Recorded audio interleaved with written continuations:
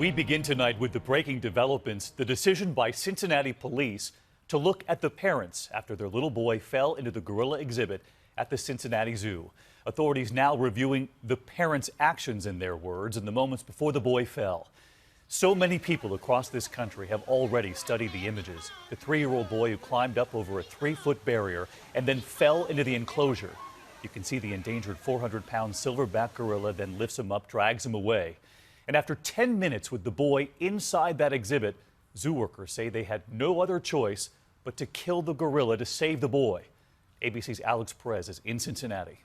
After those heart-racing images, tonight Cincinnati police confirmed they are investigating whether the 3-year-old boy's family properly supervised him in the moments before he fell into the gorilla exhibit. The boy's mother could be heard screaming as the horrifying ordeal unfolded. Mommy loves you. I'm right here. The first call came in at 3:52 p.m. Saturday. A child has fallen into the gorilla cage.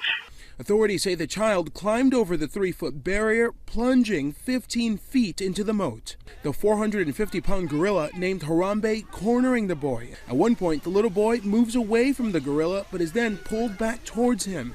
He later props him up from behind and eventually dragging him all the way to the other side of the cage.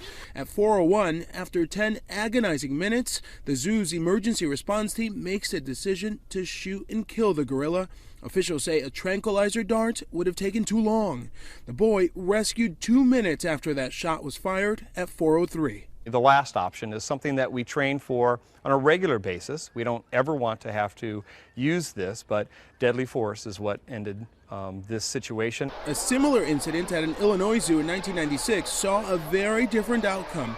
A gorilla cradling this 3-year-old after falling in. The zoo believing the gorilla was trying to protect him. In the Cincinnati case, the zoo felt the boy was at risk. Renowned wildlife expert Jack Hanna saying tonight he stands by the zoo's decision.